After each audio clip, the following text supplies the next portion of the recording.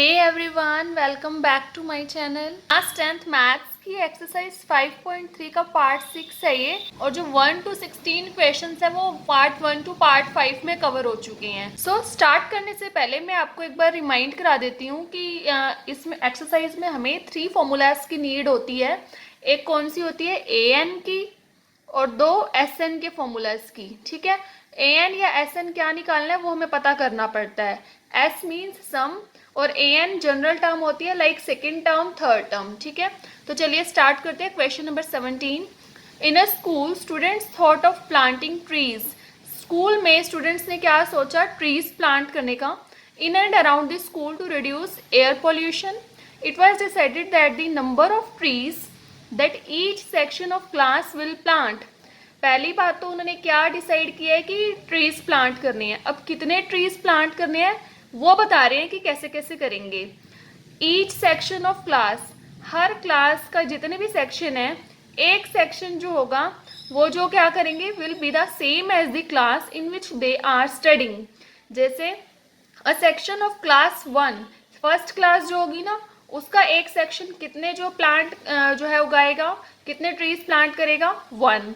ऐसे ही class second जो होगी उसके जो है, मतलब फर्स्ट क्लास जो है वो जितने भी सेक्शन होंगे सब एक एक जो है ट्री प्लांट करेंगे। सेकंड क्लास जो है वो उनके भी जितने भी सेक्शन होंगे वो 2 जो है ट्रीज प्लांट करेंगे। ऐसे जिसकी जो क्लास होगी वो एक क्लास जो है उतने उतने जो है ट्रीज जो है प्लांट करेगी। ठीक है, अब जितने सेक्शन होंगे हमें उतने से उसको मल्टीप्लाई कर लेना पड़ेगा। ठीक है, तो इस तरह से वो कह रहे हैं अप टू क्लास 12 यही चलेगा।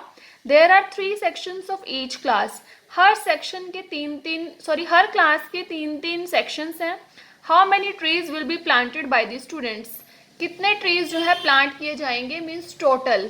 सबसे मेन बात ना क्वेश्चन को समझने की होती है कि निकालना क्या है और दिया क्या हुआ है। ठीक है, तो हमें ये दिया है कि लाइक अगर फर्स्ट क्लास होगी A1 तो वो एक जो है ट्री प्लांट करेगी। ठीक है, फर्स्ट क्लास से स्टार्ट कर रहे हैं, फर्स्ट क्लास से कहाँ तक जा रहे हैं, 12 तक, तो n इज 12। ठीक है, तो A1 एक ही प्लांट करेगी वो, साथ में उसके 3 सेक्शंस हैं तो 3 से मल्टीप्लाई कर लीजिए 3। ऐसे ही सेकंड क्लास के लिए, फर्स्ट क्लास के लिए A1, सेकंड क्लास के लिए A2, तो A2 जो है वो कितने ट्रीज उगाएंगे, 2। फिर उनके भी 3 ही सेक्शंस हैं तो 6 हो गया।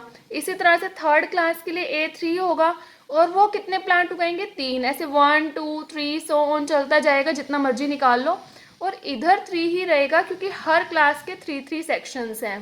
तो ये हमारी सीरीज क्रिएट हो गई, आगे करने की नीड नहीं है क्योंकि हमें पता है कि n कितने क्लासेस तक जाना है, हमें 12 तक। तो सीधा हम क्या कर लेते हैं, अब हम निकालेंगे S12।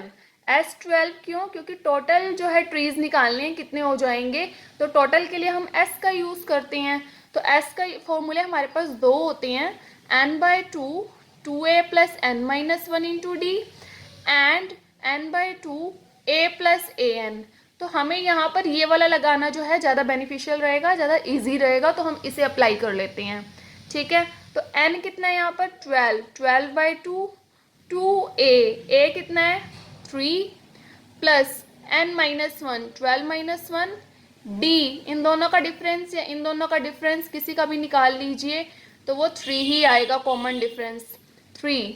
ठीक है, तो अब हम इसको सॉल्व करके S12 निकाल देंगे तो पता चल जाएगा कि पूरे स्कूल में कितने जो है ट्रीज उगाए जाएंगे। इसको कैलकुलेट कर दिया तो टोटल नंबर ऑफ ट्रीज आ गए। Next question is question number 18। Question number 18 में क्या कहा है, अ spiral is made up of successive semi circles. एक स्पाइरल आप सबने देखी होगी, उसके अंदर ना सेमी सर्कल्स हैं। देखो जैसे फिगर मैंने यहाँ ड्रॉ की है, पहले एक ये सेमी सर्कल है वो छोटा है, फिर दूसरा सेमी सर्कल है वो थोड़ा बड़ा है, फिर वहाँ से थर्ड स्टार्ट हो रहा है और उसी से ही फोर्थ स्टार्ट हो रहा है, इसी तरह से ये चलती जा रही है। तो जो ये सेमी सर्कल्स हैं उनकी रेडियस हमें दी है। जो फर्स्ट वाला सेमी सर्कल है उसकी 0.5, सेकेंड वाले की 1, थर्ड की 1.5, फिर 2, इस तरह से चलते जा रहे हैं। Is the total length, total length means clear हो गया, एस निकालना है। ठीक है, in a spiral made up of 13 consecutive semi circles, 13 means n is 13।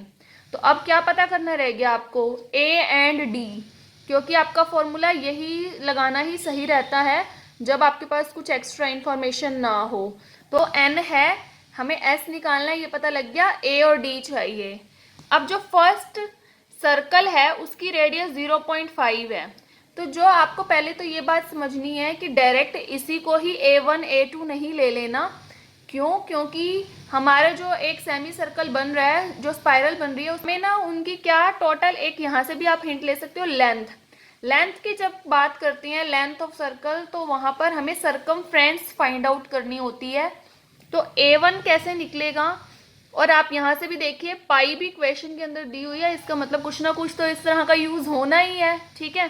तो a1 निकालने के लिए आपको लगाना है फॉर्मूला, सरकमफ्रेंस का पहले फॉर्मूला होता है 2πr। तो क्योंकि ये सेमी सर्कल है तो 2πr/2, तो आपका फॉर्मूला क्या बन जाएगा? πr। तो a1 कैसे निकलेगा? πr से, पाई इंटू फर्स्ट वाली r कितनी है? 0.5, या r1 भी कह सकते हो आप इसको। तो 0.5 पाई जो हो गया a1 आ गया। इसी तरह से a2 निकाल लोगे, पाई r2।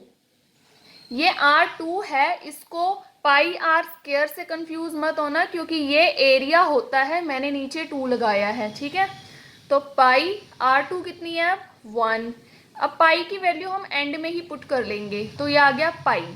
तो आगे आपको निकालने की नीड ही नहीं है, सीधा d निकालिए, a2 माइनस a1 पाई, और मतलब कि 1 पाई, और a1 0.5 पाई। तो d कितना आ गया? 1 में से 0.5 गए, 0.5 पाई। तो आपको निकालना ही क्या है? S13।